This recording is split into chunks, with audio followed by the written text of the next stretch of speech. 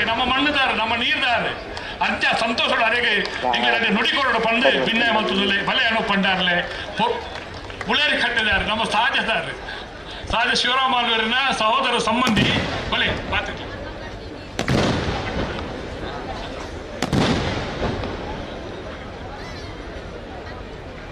ಡೆನ್ನಾನ ಡೆನ್ನಾನ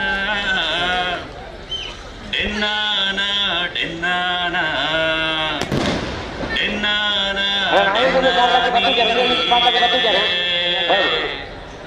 ತುಳುನಾಡ ಸೀಮೇಡು ನಮ್ಮ ಪುತ್ತೂರೋಡು ಜೋಡು ಕೆರೆ ಕಂಬಳ ಉಂಡು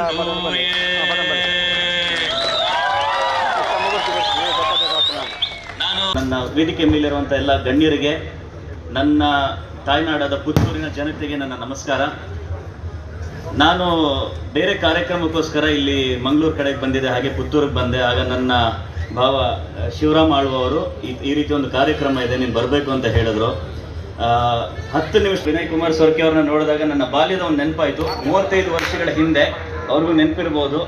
ಅವರು ಹಾಡಿನ ಮೂಲಕ ಯಾಕೆ ಈ ಮಾತನ್ನ ಶುರು ಮಾಡೋದಕ್ಕೆ ಬರ್ತೀನಿ. ಅದಕ್ಕೆ ಮುಂಚೆ ನನ್ನ ವೇದಿಕೆ ಮೇಲಿರುವಂಥ ಎಲ್ಲ ಗಣ್ಯರಿಗೆ, ನನ್ನ ತಾಯ್ನಾಡಾದ ಪುತ್ತೂರಿನ ಜನತೆಗೆ ನನ್ನ ನಮಸ್ಕಾರ. ನಾನು ಬೇರೆ ಕಾರ್ಯಕ್ರಮಕ್ಕೋಸ್ಕರ ಇಲ್ಲಿ ಮಂಗಳೂರು ಕಡೆಗೆ ಬಂದಿದ್ದೆ, ಹಾಗೆ ಪುತ್ತೂರಿಗೆ ಬಂದೆ. ಆಗ ನನ್ನ ಭಾವ ಶಿವರಾಮ್ ಆಳ್ವರು ಈ ರೀತಿ ಒಂದು ಕಾರ್ಯಕ್ರಮ ಇದೆ, ನೀನು ಬರಬೇಕು ಅಂತ ಹೇಳಿದ್ರು. 10 ನಿಮಿಷದಲ್ಲಿ ಎಲ್ಲಿದ್ರೂ ಗೊತ್ತಿಲ್ಲ, ನಮ್ಮ ಅಧ್ಯಕ್ಷರಾದ ಚಂದ್ರ ಶೆಟ್ಟರು ಮನೆಗೆ ಬಂದು ಆಹ್ವಾನಿಸಿದ್ರು. ಸೊ ನನ್ನ ಭಾವ ಹೇಳಿದ್ಮೇಲೆ ನಾನು ಬರಲೇಬೇಕು, ಮೊದಲನೇದಾಗಿ.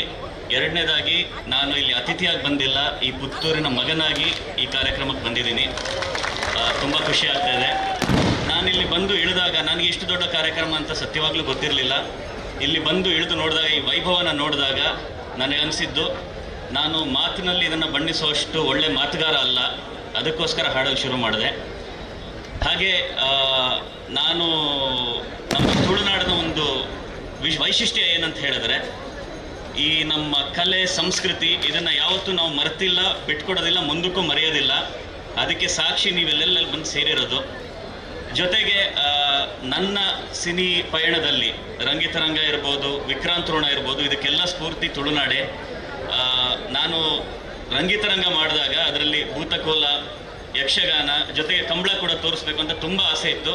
ಆದರೆ ಅವತ್ತಿನ ಕಾಲದಲ್ಲಿ ನಾನು ಕಂಬಳ ಒಂದು ನಡೀತಾ ಇತ್ತು ಇಲ್ಲಿ ಮಂಗಳೂರು ಕಡೆಯಲ್ಲಿ, ಅಲ್ಲಿ ಹೋಗಿ ನನ್ನ ತಮ್ಮ ಅದನ್ನು ಎಲ್ಲ ಹೋಗಿ, ನಾನು ಅಮೆರಿಕಾದಲ್ಲಿ ಇದನ್ನು ಬರೋಕ್ಕಾಗಿರಲಿಲ್ಲ, ಎಲ್ಲ ಹೋಗಿ ಶೂಟ್ ಮಾಡ್ಕೊಂಡು ಬಂದು ಅದನ್ನು ಡೆನ್ನಾನ ಹಾಡಲ್ಲಿ ಹಾಕಬೇಕು ಅಂತ ತುಂಬ ಆಸೆ ಇತ್ತು. ಆದರೆ ಸೆನ್ಸರ್ ಬೋರ್ಡ್ ಕಡೆಯಿಂದ ನನಗೆ ಅನುಮತಿ ಸಿಗಲಿಲ್ಲ. ಪ್ರಾಣಿ ಹಿಂಸೆ ಅನ್ನೋ ಒಂದು ಕಾರಣಕ್ಕಾಗಿ ಅದನ್ನು ಹಾಕಕ್ಕೆ ಬಿಟ್ಟಿರಲಿಲ್ಲ ಆ ಸಮಯದಲ್ಲಿ. ಅದಾದಮೇಲೆ ನನ್ನ ತಂದೆ ಕೂಡ ಒಂದು ಆರ್ಟಿಕಲಲ್ಲಿ ಬರೆದಿದ್ರು, ಒಂದು ಪತ್ರಿಕೆಯಲ್ಲಿ, ಕಂಬಳ ಅನ್ನೋದು ಪ್ರಾಣಿ ಹಿಂಸೆ ಅಲ್ಲ, ಎಷ್ಟು ಪ್ರಾಣಿನ ಪ್ರೀತಿಸ್ತಾರೆ ಇದರಲ್ಲಿ ಅನ್ನೋದ್ರ ಬಗ್ಗೆ ಒಂದು ಬರೆದಿದ್ರು. ನಾನಿವತ್ತೊಂದು ಮಾತನ್ನು ಹೇಳ್ತೀನಿ, ಈ ಕ್ರೀಡೆಗೆ ಸಾವಿಲ್ಲ, ಅದಕ್ಕೆ ಸಾಕ್ಷಿ ನೀವೆಲ್ಲ ಇಲ್ಲಿ ಬಂದು ಸೇರಿರೋದು. ಹಾಗೆ ಆಗಲೇ ನಮ್ಮ ಚೆನ್ನಣ್ಣ ಒಂದು ಕೋಣನ ಇಲ್ಲಿ ಆಗಮನ ಆದಾಗ ಅದಕ್ಕೆ ಬಿದ್ದಂಥ ಚಪ್ಪಾಳೆ, ಯಾವುದೇ ಒಂದು ಸಿನಿಮಾ ನಟರಿಗೆ ಬೀಳುವಂಥ ಚಪ್ಪಾಳೆ ಇರ್ಬೋದು, ಅಥವಾ ಯಾವುದೇ ಒಂದು ರಾಜಕಾರಣಿಗಳಿಗೆ ಬೀಳುವಂಥ ಚಪ್ಪಾಳೆ ಇರ್ಬೋದು, ಅದಕ್ಕೆ ಯಾವುದಕ್ಕೂ ಕಮ್ಮಿ ಇರಲಿಲ್ಲ. ಹಾಗೆ ನಾನು ನಿನ್ನೆ ಕಾರ್ಯಕ್ರಮದಲ್ಲಿ ಮಾತಾಡಿದಾಗಲೂ ಹೇಳಿದ್ದೆ, ನನ್ನ ಸಿನಿಮಾಗಳಿಗೆ ಸ್ಫೂರ್ತಿನೇ ತುಳುನಾಡು. ನಾನು ಬರೆಯೋ ಹಾಡುಗಳಿರ್ಬೋದು, ನನ್ನ ವಿಕ್ರಾಂತ್ ಋಣದ ರಾರ ರಕ್ಕಮ್ಮ, ಅಥವಾ ಡೆನ್ನಾನ, ಅಥವಾ ಕೇಳಿ ಚೆಲುವೆ ಅನ್ನೋ ಒಂದು ಹಾಡು ರಂಗಿತರಂಗ ಸಿನಿಮಾದು.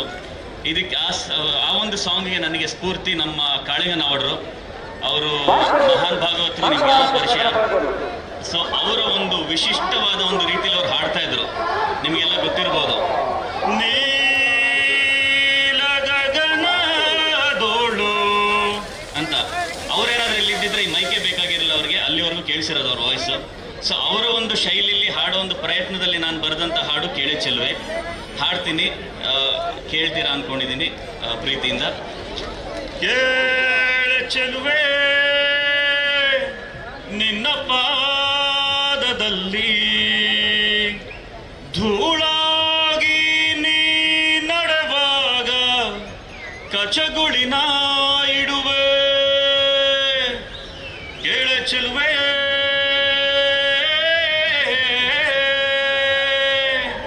ನೀನು ಮಿನು ಮಿನು ಮಿನುಗೋತಾರೆ ಝುಳು ಝುಳು ಹರಿಯುವ ರಸ ಜಲಧಾರೆ ನನ್ನ ಕಣಕಣದಲ್ಲೂ ನೀನೆ ನೀನೆ ತುಂಬಿರುವೆ ಮನಸಾರೆ ಬಳುಕಾಡಿ ನೀ ಬರುವಾಗ ಸ್ವರ್ಗವೇ ನಾಚುತ್ತಿದೆ ಕೇಳೆ ಚೆಲುವೆ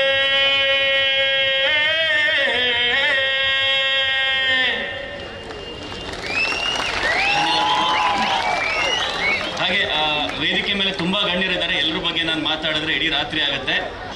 ಇದರಲ್ಲಿ ವಿಶೇಷವಾಗಿ ನಮ್ಮ ಮಾಜಿ ಸಚಿವರಾದ ವಿನಯ್ ಕುಮಾರ್ ಸೊರಕೆ ಅವರಿದ್ದಾರೆ, ಹಾಗೆ ಮಾಜಿ ಶಾಸಕರಾದ ಶಕುಂತಲಾ ಶೆಟ್ಟಿ ಅವರಿದ್ದಾರೆ.